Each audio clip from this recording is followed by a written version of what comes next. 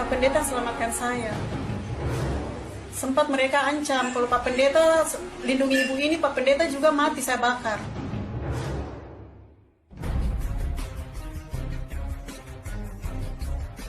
Masih tergambar dengan jelas tragedi kerusuhan Wamena Papua di mata Anur, salah satu dari sekitar 5.000 pengungsi yang sejak Senin lalu tiba di kediaman sanak keluarganya di Makassar, Sulawesi Selatan. Pintu gerbang kantor didobrak oleh massa. Tiba-tiba sekelompok orang tak dikenal membakar rumah warga di Kampung Kama, Wamena, termasuk rumah panggung yang sudah ia tempati selama 20 tahun. Saya di rumah. Ibu di rumah? Antara anak sekolah di rumah itu, telepon ini ribut. Mama Yoga, kamu di mana? Cepat keluar, ini pembakaran, sudah ada pembakaran di home.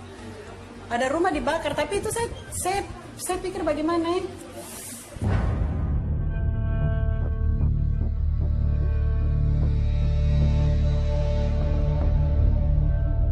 Api ini tidak diam, dia bergerak. Kita akan habis terbakar kalau kita dalam rumah. Jadi saya punya suami bilang, kita mau bagaimana? Di sini terbakar, di luar masyarakat penuh, dia sudah bakar ban di depan rumah. Kita harus bagaimana? Beruntung bagi Anur, ia bersama suami dan keempat anaknya diselamatkan oleh seorang pendeta. Pak Pendeta selamatkan saya. Sempat mereka ancam, kalau Pak Pendeta lindungi ibu ini, Pak Pendeta juga mati, saya bakar. Pak Pendeta sekarang gimana, Bu? Pak Pendeta, mudah-mudahan saat ini dia... Saya katakan 500 orang mengungsi ke sini, saya langsung antisipasi pakai pakaian kebesaran gereja, bahwa saya katakan semua warga dan sekitarnya dan massa, saya sebagai pendeta sekitar 500 orang saya menjadi jaminan. Tidak boleh diapa-apakan. Kalau kamu bikin apa-apakan, kamu bunuh saya saja, lebih baik daripada mereka. Itu komitmen. Begitu banyak cerita yang mengharukan ketika gereja di Wamena difungsikan untuk menyelamatkan umat muslim dari kerusuhan. Ratusan umat muslim di sana selamat jiwanya karena para pendeta dan umatnya menyembunyikan umat muslim yang sedang diserang. Mereka menjadikan gereja sebagaimana fungsinya sebagai tempat berlindung dengan kekuatan kasih mereka yang rela mempertaruhkan nyawa demi kemanusiaan. Saya sebagai bagian dari umat muslim tentu harus berterima kasih kepada saudara saya yang Kristen di Wamena, sekaligus malu melihat saudara saya sesama muslim di Jakarta yang menjadikan masjid sebagai tempat menganiaya saudara seagamanya. Benar kata seorang bijak, musuh terbesar umat muslim bukanlah Yahudi dan Nasrani, tetapi kebodohan di umat Islam sendiri. Saudaraku sebangsa di Wamena, terima kasih atas pelajaran yang kalian berikan kepada kami. Sebagai rasa hormat yang tak terhingga, saya angkat secangkir kopi khusus ini. Kita memang bukan saudara seiman, tetapi kita adalah saudara dalam kemanusiaan. Saya Dennis Regar, kita di acara Timeline. Seruput kopinya. Aku gak pernah ngerti antum. Oleh Munawar Abdurrahim. Aku muslim, seperti antum. Imam di sebuah masjid kecil. Sholat berusaha berjamaah. Nyaman dan damai. Bagaimana aku harus mengiyakan antum yang berteriak, rezim sekarang anti-Islam, doyan kriminalisasi ulama. Sementara kiai dan guru-guruku bebas mengajar. Bahkan rizki yang aku makan dari negara sebagai guru kitab Jurumiyah yang dimodif sesuai kurikulum sekarang. Aku guru ngaji, suka menulis. Buku yang dibeli hak ciptanya oleh pusat kurikulum dengan harga lumayan tinggi. Judulnya, Mengenal Dasar Ekonomi Syariah. Bagaimana aku mengiyakan antum yang berteriak, kurikulum di kita kurikulum takut dan berporos ke Peking. Aku suka bengong ketika kalian berteriak, Indonesia sedang darurat komunis. Rezim kita banyak disusupi orang PKI. Indonesia mau dijual ke Cina. Bagaimana aku mengiyakan teriakan antum? Dan dipaksa aku merasakan kegentingan ketika aku tak merasakan ketakutan apapun di kampungku yang damai. Jikapun komunis ada, keberadaan mereka itu laksana seekor nyamuk. Channel. Kenapa kalian sikapinya sebegitu riwah dan dibikin seolah genting mencekam? Tak perlu antum siapkan meriam untuk melenyapkan seekor nyamuk. Aku pernah ke Cina, bahkan memberi pengajian di sebuah taman di Nanjing untuk mahasiswa Indonesia. Murid-muridku banyak yang mendapatkan beasiswa dari pemerintah sana, termasuk istriku. Kata siapa mereka dikekang menjalankan ibadah? Kenapa kalian hanya berteriak jelang pilpres tentang jutaan tenaga asing asal Cina yang padahal puluhan ribu dibanding ratusan ribu mahasiswa Indonesia yang mendapat beasiswa pemerintah Cina? Mereka belajar sains dan bisnis, bukan belajar komunis. Saudaraku, sesekali keluarlah dari liko dan halakohmu. Aku kasihan antum menikmati Islam sebagai agama yang kaku, keras, dan panas. Menatap diri sebagai yang paling benar dan menatap saudara tak sepaham denganmu sebagai orang sesat dan ahli bid'ah. Sesekali, duduklah bersamaku, menikmati mekarnya bunga wijaya kusuma di pelataran masjid. Antum akan merasakan luasnya Islam di kampungku, di sekitar kita. Dan kamu akan mengerti kenapa aku tak pernah bisa mengiyakan teriakanmu dan provokasimu. Saudaraku, pilpres telah usai. Rakyat telah memilih pemimpinnya. Provokasimu ternyata tak berhasil. Pilpres itu berebut kuasa. Politik. Kenapa harus dilumuri oleh identitas agama sih?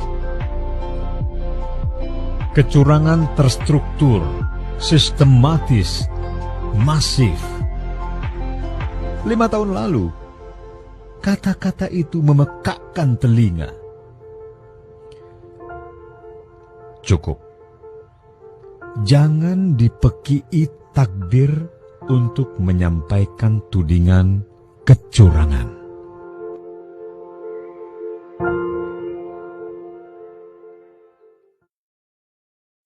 Aku gak pernah ngerti antum. Oleh Munawar Abdurrahim. Aku muslim, seperti antum. Imam di sebuah masjid kecil. Sholat berusaha berjamaah. Nyaman dan damai. Bagaimana aku harus mengiyakan antum yang berteriak, rezim sekarang anti-Islam, doyan kriminalisasi ulama. Sementara kiai dan guru-guruku bebas mengajar. Bahkan rizki yang aku makan dari negara sebagai guru kitab Jurumiyah yang dimodif sesuai kurikulum sekarang. Aku guru ngaji, suka menulis. Buku yang dibeli hak ciptanya oleh pusat kurikulum dengan harga lumayan tinggi. Judulnya Mengenal Dasar Ekonomi Syariah. Bagaimana aku mengiyakan antum yang berteriak, kurikulum di kita kurikulum takut dan berporos ke Peking.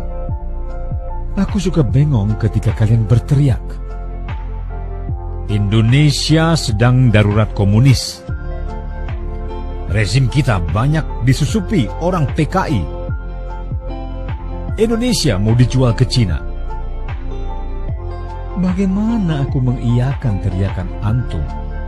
Dan dipaksa aku merasakan kegentingan ketika aku tak merasakan ketakutan apapun di kampungku yang damai. Jikapun komunis ada, keberadaan mereka itu laksana seekor nyamuk. Channel. Kenapa kalian sikapinya sebegitu riwah dan dibikin seolah genting mencekam? Tak perlu antum siapkan meriam untuk melenyapkan seekor nyamuk.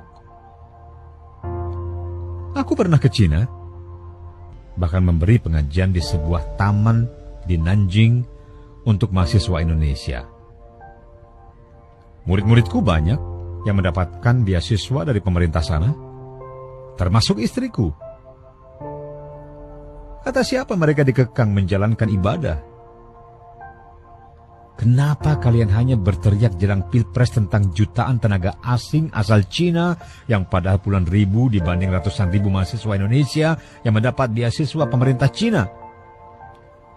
Mereka belajar sains dan bisnis, bukan belajar komunis.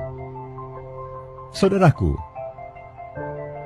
sesekali keluarlah dari liko dan halakohmu. Aku kasihan antum menikmati Islam sebagai agama yang kaku, keras, dan panas. Menatap diri sebagai yang paling benar dan menatap saudara tak sepaham denganmu sebagai orang sesat dan ahli bid'ah. Sesekali, duduklah bersamaku, menikmati mekarnya bunga wijaya kusuma di pelataran masjid. Antum akan merasakan luasnya Islam di kampungku, di sekitar kita. Dan kamu akan mengerti kenapa aku tak pernah bisa mengiyakan teriakanmu dan provokasimu. Saudaraku, pilpres telah usai. Rakyat telah memilih pemimpinnya. Provokasimu ternyata tak berhasil. Pilpres itu berebut kuasa. Politik. Kenapa harus dilumuri oleh identitas agama sih? Kecurangan terstruktur, sistematis, masif. 5 tahun lalu, kata-kata itu memekakkan telinga. Cukup. Jangan dipekii takbir untuk menyampaikan tudingan kecurangan.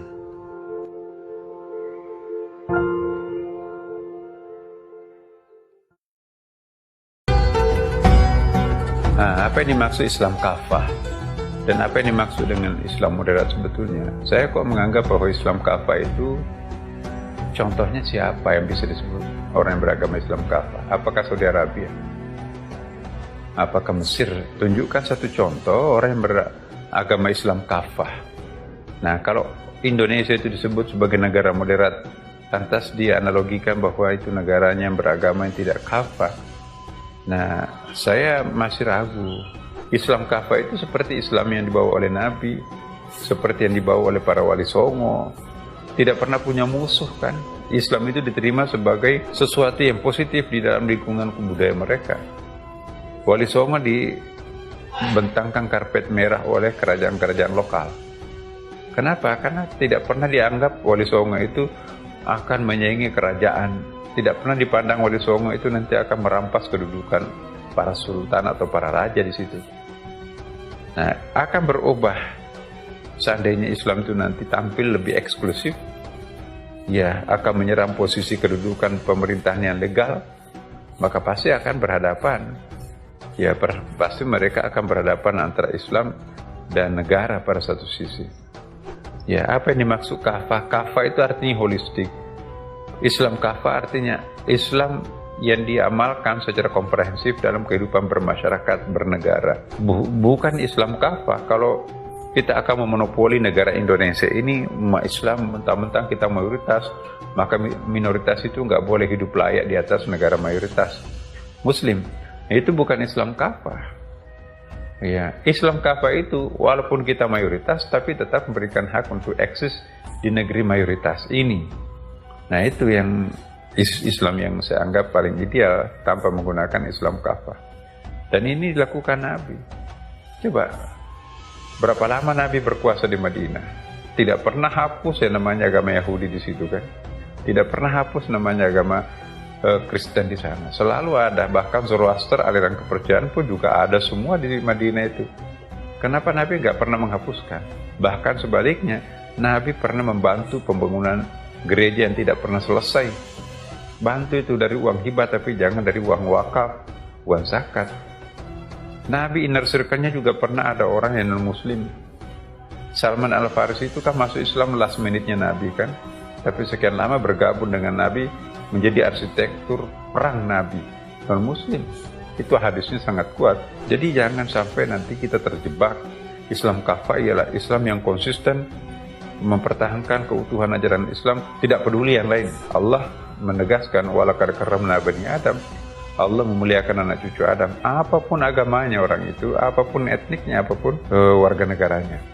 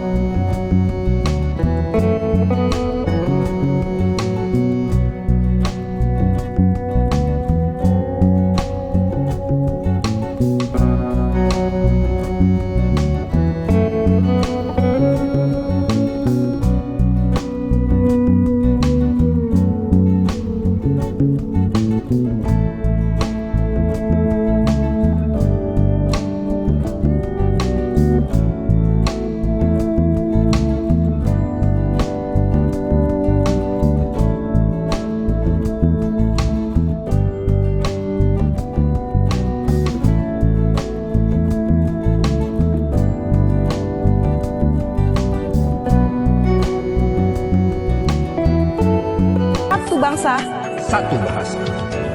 Indonesia. Bangun pemudi-pemuda Indonesia. Tangan bajumu sing-singkan untuk negara. Masa yang akan datang, kewajibanmu menjadi tanggunganmu terhadap nusa. Sudi tetap berusaha, jujur dan ikhlas.